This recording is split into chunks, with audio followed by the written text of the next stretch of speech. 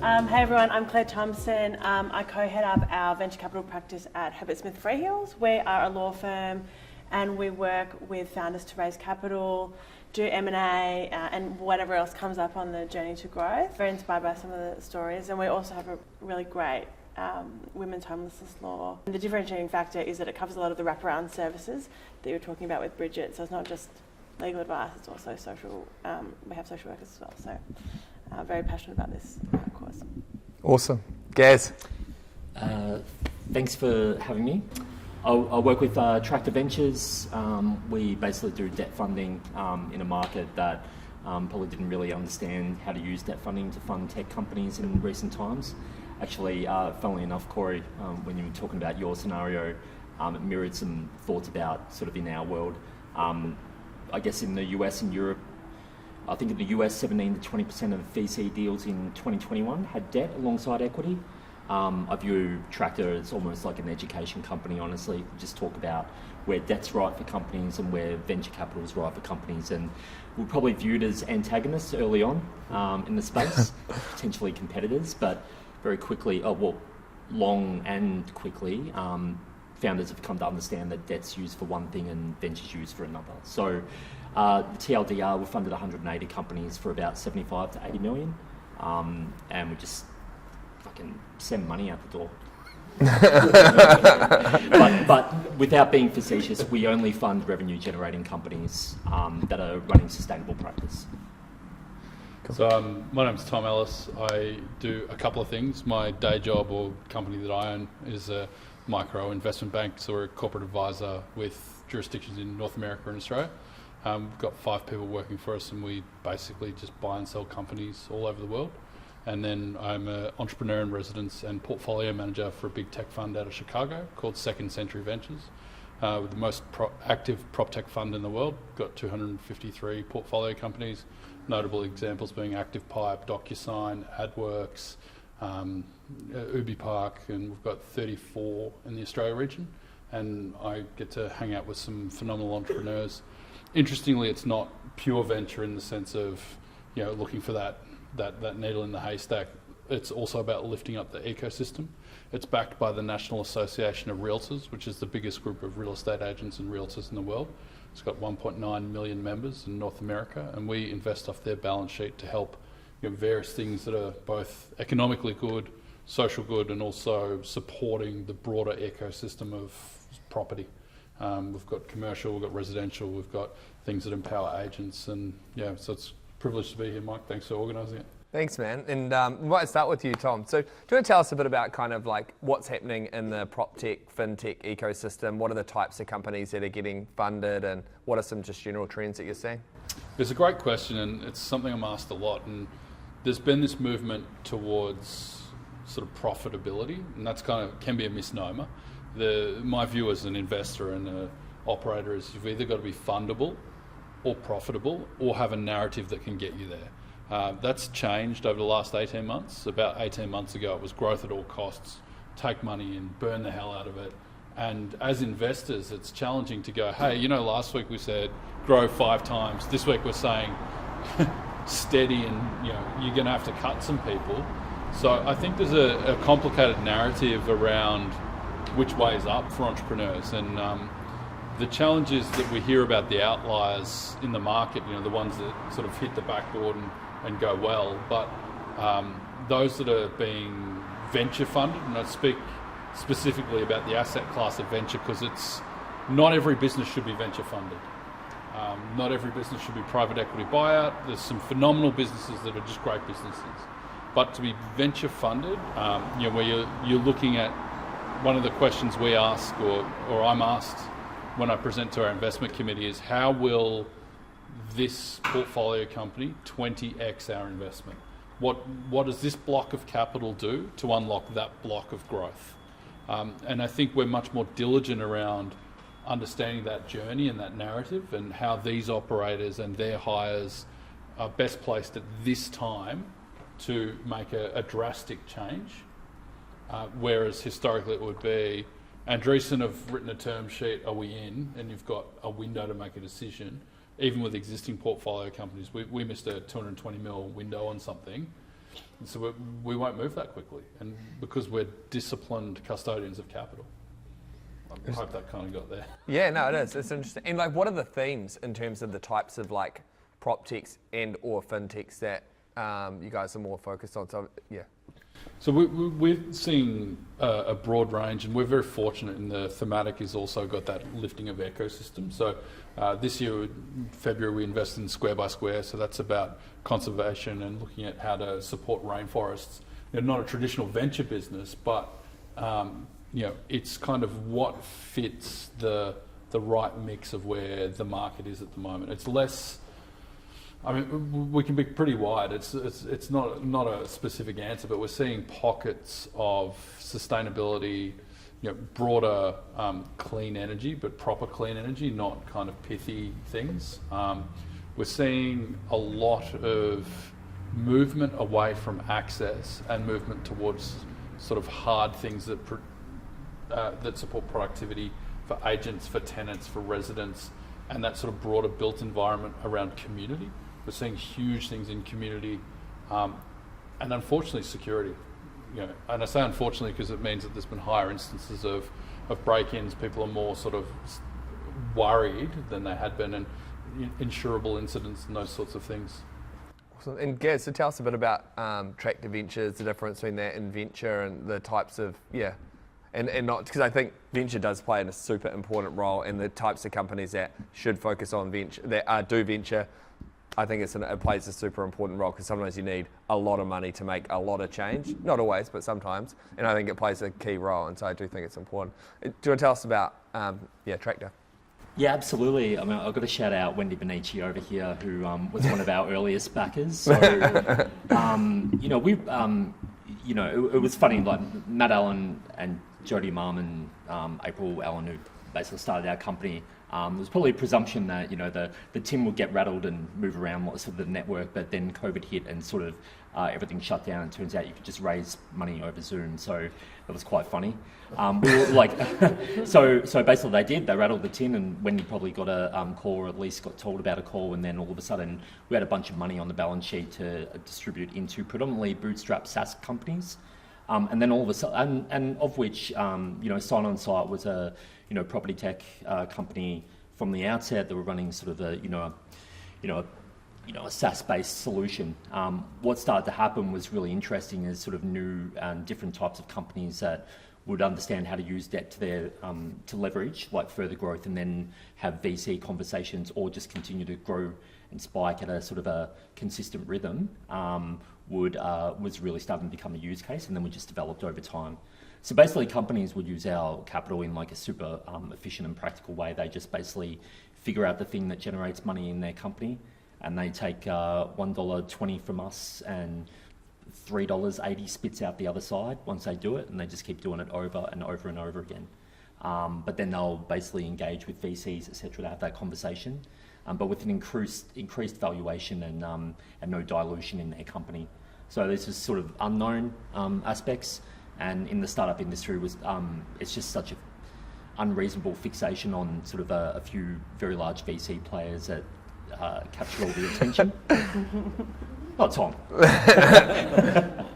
No, but certain companies are really good at branding, and I think within the startup ecosystem, there feels like there's this presumed playbook in which to operate, and that's sort of, I guess, courtesy also of how the narrative is sort of shared around amongst founders. We're finding people from well outside the startup ecosystem understanding how to use debt and leverage it.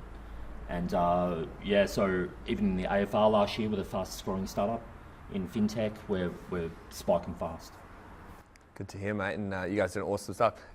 Claire, so obviously, I met you through Peter, who wrote our shareholders agreement, has done all of our mergers and acquisitions, wrote our ESOP, done all of our kind of like most important work, and you've obviously worked with him for a long time.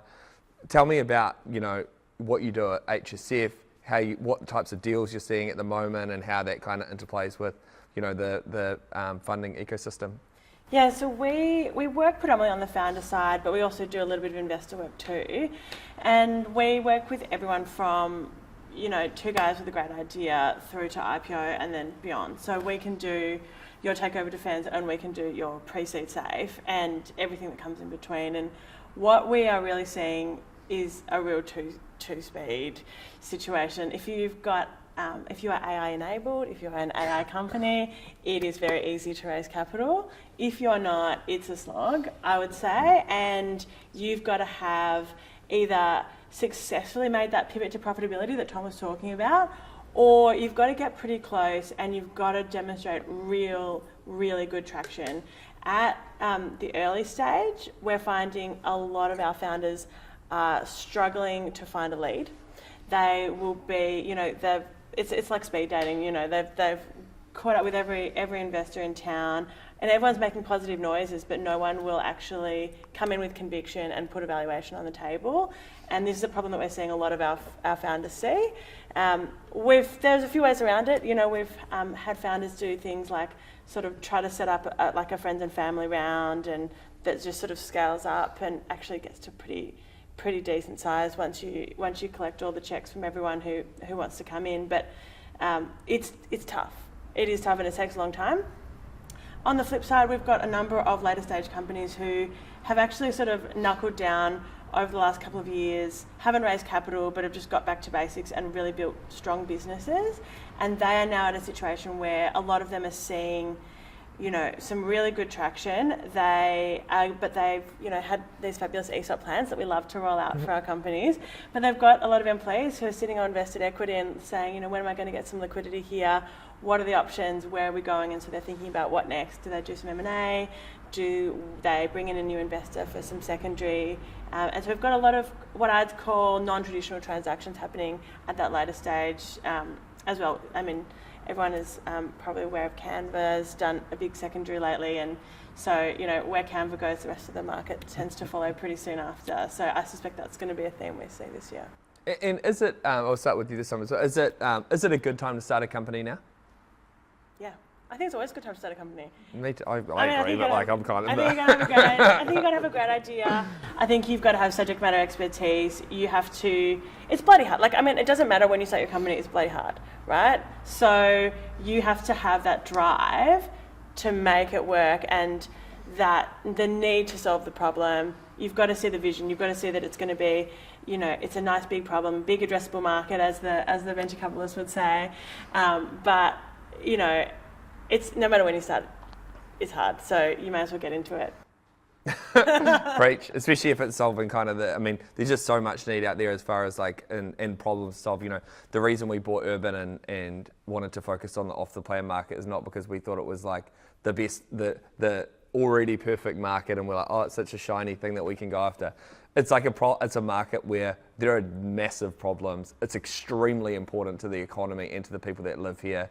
It's and the problems are solvable, but they're highly complex. What are you gonna say? I think that it's sort of like, when's the best time to plant a tree was 30 years ago. Second best time is now. As an investor, I typically look to conviction. If someone's knuckled down and building something and there's excitement around them and what they're solving, that's usually the first thing to get that momentum. And that's probably the main word that I always talk about is velocity or momentum. Like, if I met you today and then I see you in a month and stuff's moved, that's interesting. Because I go, is this person a custodian of capital to be better at solving that problem? And will Google out innovate me? It's like, well, there's plenty of wood to chop. So even if you make inroads somewhere in that, you're an acquisition target. There's plenty of good from our perspective as well that can happen by supporting great entrepreneurs, not just like the binary outcome of Canva or bust. And I think that the biggest thing I find as an investor, I'm encouraging people to do is get out there and shake the tin and have a go.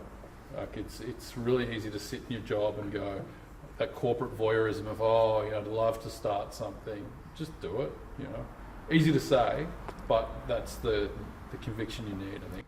The types of things that we look at in our businesses has been like, we try to focus on something that's actually a big problem in the marketplace. We like competing where there's like a massive incumbent player where they're not really addressing the problem because it doesn't represent enough of a big commercial opportunity for them specifically.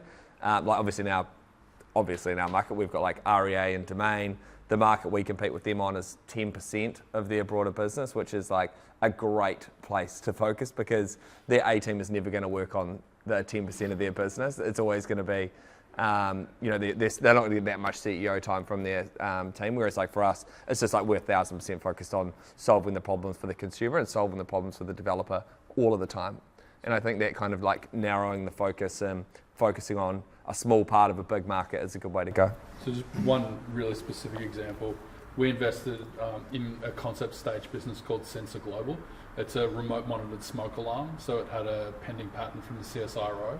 We met them and were like, that had a previous exit in fire safety. And we need to get to know these people.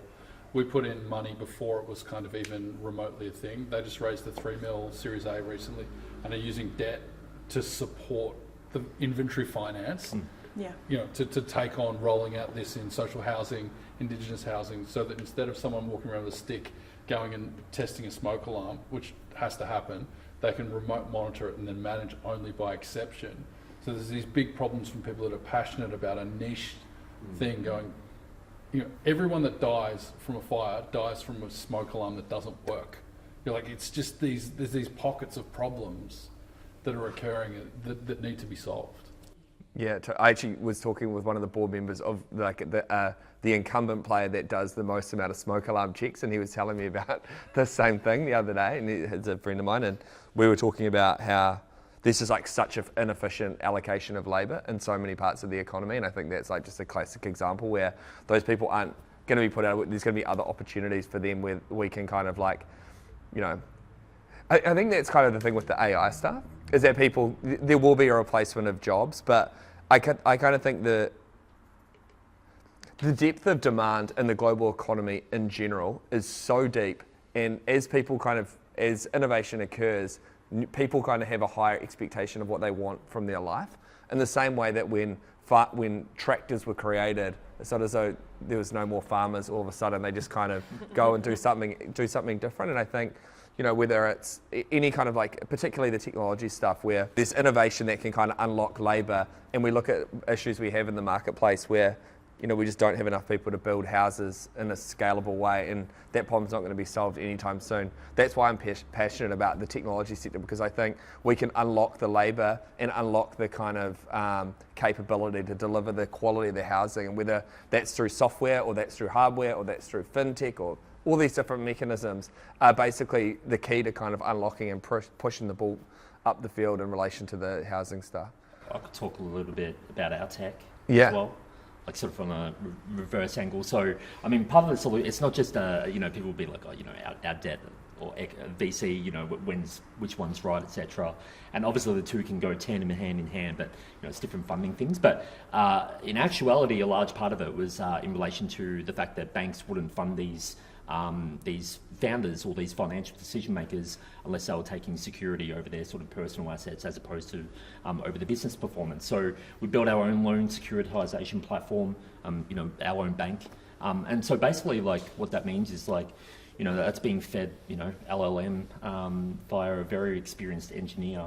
And in the future, that will sort of mean that we're making all these decisions based on our funding decisions now for the future, meaning that founders will be able to sort of access, anywhere from 100K to, multiple millions of dollars with the touch of a button overnight, just based on how their financials look, etc. And that's just simply not something that banks can do.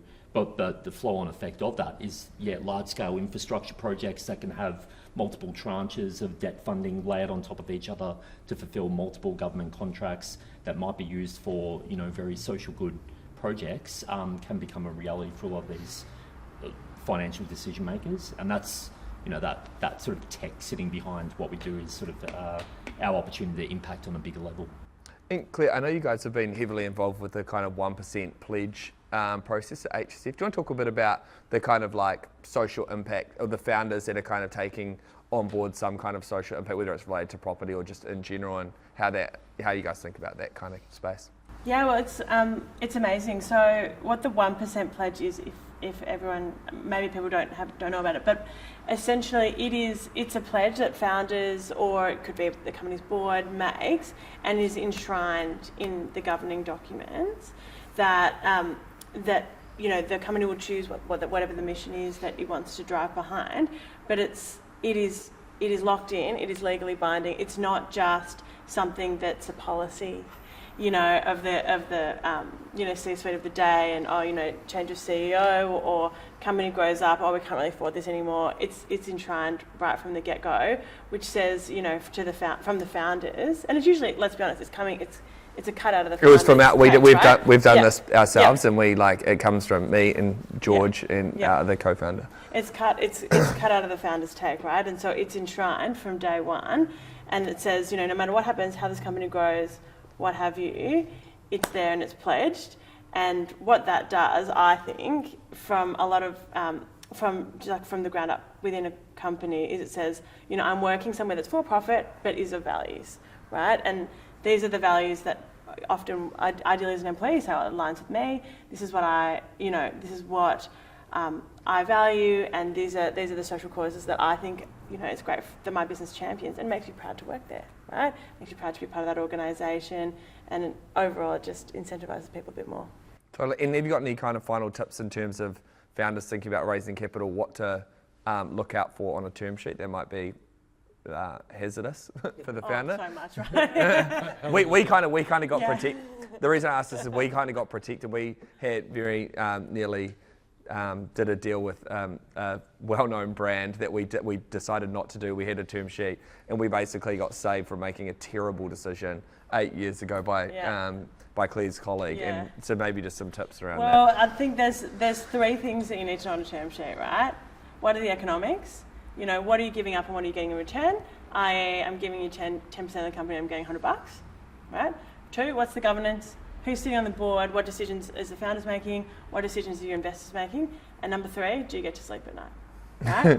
Which is, are the founders taking personal liability here? What's the warranty suite look like? Where are the clauses in it, really? And if anyone has come in and is looking to raise capital, I'm happy to have a preliminary chat with anyone, because I always say the deal is done in the term sheet.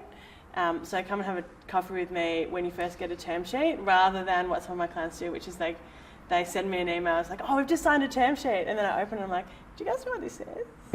Yeah. It's a really good deal. Okay, yeah, that's cool. What about this one? Oh no, that doesn't apply to us. We negotiated that out. It's like, well, you signed it, so I don't think you did. So come and have a chat with me. And Tom, what do you think in terms of you're probably looking at as many pitch decks as any person in the country in the PropTech market right now? What's standing out to you? What makes a startup stand out to you in the PropTech space? I think I think passion and true expertise. Someone that understands where they're playing and how to win in that space. We talk about addressable market. It's kind of this halo thing, but what does that really mean? How do you get your first 10, 20, 100 customers, and what do they look and feel like, and do you understand them? It's remarkable how many businesses were funded on, here's an idea, let's go, and are now kind of the tides run out and they're swimming nude, so to speak. So finding that suite of customers, understanding them, articulating how to sell and become raving fans about your particular business, that gets us very excited. We have a thesis that there's plenty of depth in the markets, so finding the right problem with the right team, you'll get to magnitude fairly effectively. And we've seen that across the portfolio. Where do you guys sit from a, say, VC, or if you're looking at a deck or you've got an established business, on founder paying themselves and founder pay, and how much they should pay themselves? I expect every founder to be paid, and that's commensurate with how big the business is. If you're turning over 200 grand a year and paying yourself 400 grand, we have a problem. Yeah. So would we legally, by the way. Economic viability, it's what can the business afford? What's the message as well? I know a number of founders that pay themselves less than their exec team because they've got more equity. What is the package that is going to motivate you and your team? If it's just dollars, it's probably not a fit. But equally, we've got a company that raised, it's called Notarize, fairly large business. It's many billions of dollars, and the founder flies business. He has holidays paid for, but he is very focused in what doing that job requires. It's US, it's raised hundreds of millions, and it's sort of going, well, commensurate with this level of executive, it needs to have something that means my family's looked after, I can sleep at night, and we're not sort of behind, so that I'm not going, how do I pay the power bill when you're expecting me in Washington DC lobbying? So it's kind of, it's an it depends equation. I echo that. We just know like happy founders build companies happily, right? Like so no judgment on our side. Like we basically connect zeros together and it'll tell us all we need to know. Based on business performance, we need a certain amount of revenue, but what we want to do for the future is unlock the ability for founders in these companies that might be bootstrapped, etc., to basically access secondaries and pay off their parents-in-law's houses, etc. Just remove that stress and then continue to build that company. In our scenario, we'll probably have like plenty of 8-figure exits, etc., as opposed to 9 or 10. But I don't know too many 10-figure exit companies of late.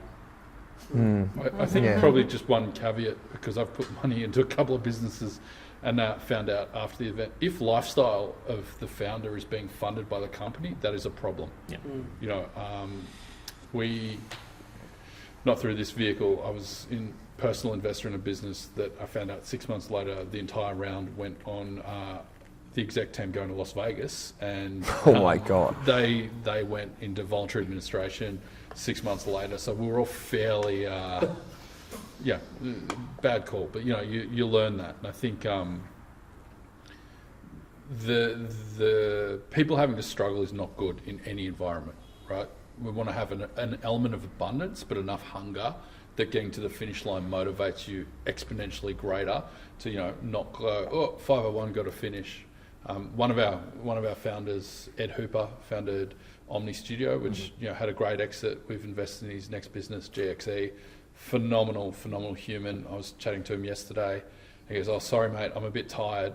The whole team was running all weekend because we wanted to ship some code because we don't want to disappoint our customers." And that's like, these guys are all very well off, but it was still that perspective of we're building to solve a need for our customers.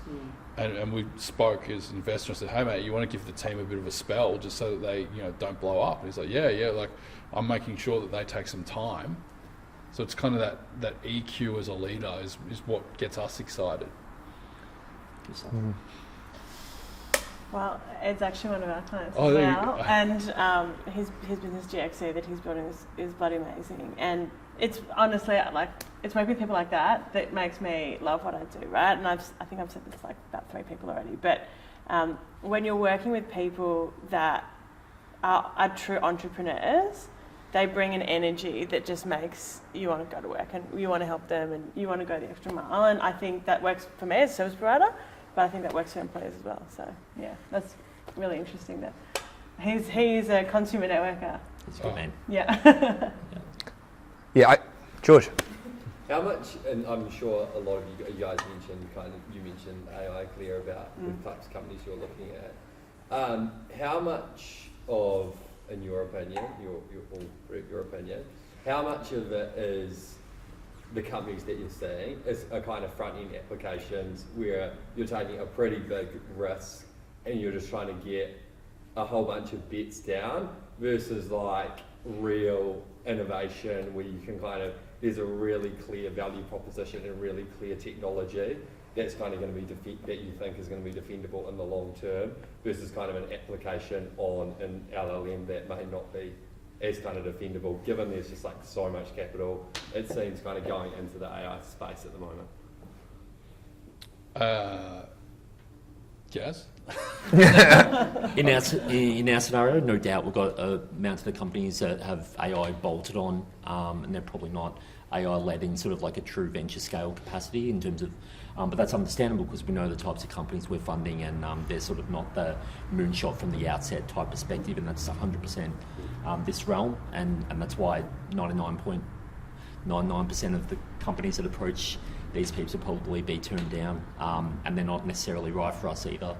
But we do obviously understand that AI is inherent in like all these companies in various ways, and they're using it in some pretty novel ones. My view is, and we talk about this all the time, but like I think the the unlock on the value for most AI companies is actually in the underlying data that the companies have. And I would say that Tractor Ventures, in terms of having the most unique data for companies looking to raise debt funding that's connected to their entire financial system, and then having the output data of like whether that company went on to be successful and was able to pay the debt, the kind of like AI enablement component enabled by the underlying data advantage that you guys have. And I would say to a lesser extent, we kind of have a similar kind of thing going for with Urban as well, but being able to kind of take a unique data set, apply the kind of AI application layer model, but that's not the technology itself. The competitive advantage is derived from the data, not from the application layer. Yeah, so I think that's, yeah. Oh, and I'm not saying we're Skynet, but I'm not saying it either. I guess so. We've funded a number of businesses that have been pure AI. That's why I sort of took a pause, because there's a couple ways to look at it. One is what's a wrapper on an LLM, and what's computer vision. So List Assist from New Zealand, we invested early in that business, and that's really ensuring that imagery put on MLSs or multiple listing services like Domain and REA, the Australians, in the US there are many of them, are compliant. So there's a whole range of legislation that sits behind a listing, whether it's accessible, whether the verbiage below it reflects it, whether it's compliant. In Arizona, you can't change dirt to grass in a photo. There's all these weird and wacky kind of specific things that are very regional. So they've built a platform that has computer vision and provides an output to say this is what the photos from that shoot say the property is, and here's the location. So it can then populate an ad, and then also builds a data set so that when you're searching as a consumer, you can say, I'm looking for something that's kind of got 4 bedrooms-ish and a pool in eastern suburbs in Melbourne. Whereas if you're searching through Domain, REA or other MLSs, it's quite janky how you're trying to go, it's got 3-bedroom, it might have a study 3+, like it's quite clunky. So there's sort of ways to feed into natural AI, LLM type stuff. But the bigger component is closed or open ecosystems. So where's the data coming from? Who owns it? Are you licensing it? We spent some time with CoreLogic on that recently. Talked to Domain and REA's corp dev teams on this stuff all the time. And it's kind of, what's an algorithm? What's AI? What's an LLM? It's kind of a broad definitional piece of what you define AI to be. Could be different to my interpretation. So it's an expansive question. 3 years ago, we saw everything with .Bitcoin. So it's kind of, like making sure as an investor we see through the noise to go, all right, it's not a ChatGPT wrapper, it's genuinely impacting people or providing insights that are saving time, creating money, or preventing issues. And that's kind of a bigger piece around, there's so much movement. I just sold a business to a Singaporean AI company for $30 million. Like there's stuff happening, it's kind of, there's a lot going on. Yeah, I mean, we're seeing a lot of deals in AI, and they cover the gamut, right? There are some that a cynic might just say, this is just a wrapper, but actually perhaps they are, using AI in a way to be a competitive advantage to more, I guess, rapidly disrupt, a big incumbent who won't be able to pivot so quickly. And especially at the seed stage, we've seen a couple of companies do that. And so long as there's good business logic behind the opportunity, the founding team, and their drive for it, we're seeing get funded. So yeah, I'm not the one making the investment decision myself, so we're making the judgment It wasn't a call. loaded question. I'd say thematically it is a pivot in, people would now go, what's your AI strategy? I used to work in China, and that was always, we'd sit in a boardroom and people would go, what's your China strategy? And they'd be like, oh, it's big. I'm like, okay, so how are you going to get in? And they're like, well, 1% of China. And you're like, okay, Foster's nearly went broke with that thesis. So we've got a bit more nuance. And I think that the same in AI, like what does that mean to your organisation, to the value set that you hold, to make sure that you're not all of a sudden opening up all your data and to try and get an insight? Like what's the checks, balances, and kind of potential benefit, but also what's the loss you're mitigating. Law firms, there's been a number of instances where they've been brought before the legal board where they've cited cases that didn't exist. And that's happened in Australia as well. So like kind of junk in, junk out, and where's the trust and the ethics around it? So you don't necessarily, a lot of people are using it as a shortcut, but to my point about US, changing the colour of the sky in one place might be illegal. You control your risk and contain it. Can I add one thing? Oh, sorry, Wendy. You go. No, you're one of our investors. I think. Wendy, come on, what are you guys? She's also one of our shareholders as well, so that makes two of us. The question I was going to ask is, how are you seeing the global landscape for deals in terms of M&A? So are you seeing that Australia is becoming more attractive from external markets like the US or UK? How is Australia fitting into the overall world ecosystem? Are we seeing more deals being done, or are we seeing less deals being done? I've done 13 deals since January, which would put me in a fairly... That's huge. So I'm pretty busy in my firm, but a lot of it is international. Most of that's sold to international buyers at the moment. And that, you're saying M&A deals or raising capital? Both. And then how does that compare to your colleagues in the US? A mix. Well, US M&A has been slower. The thing is that when organic growth slows, people look for inorganic. So if you're telling your venture shareholders that you're going to grow by 3 times next year and you're growing at 30%, you've got to go and find that extra growth. So what are you doing about it? And how does that sort of fit in? And the challenge in the Australian market is that sort of $5 to $20 million check in terms of expansion round. So you can get a full transaction done where in the US they can buy on a lower multiple in the Aussie market. That's a great deal for Australia. But in the US it's a drop in the ocean, and they can trade up on that. I've sold a business recently on a revenue multiplier that in Australia we're getting sort of earnings interest. And it was the same kind of buyers, just 2 different markets. That's really interesting. I was going to say something that was slightly related to the AI thing, but I can, find the... which is that, we can't move the needle like heavily in terms of funding companies. We can do 100K to $1 million, and that's based on the ratio of the total tranche of funding that we have. But as we send more capital out the door, then we unlock larger tranches, and then we send more out the door.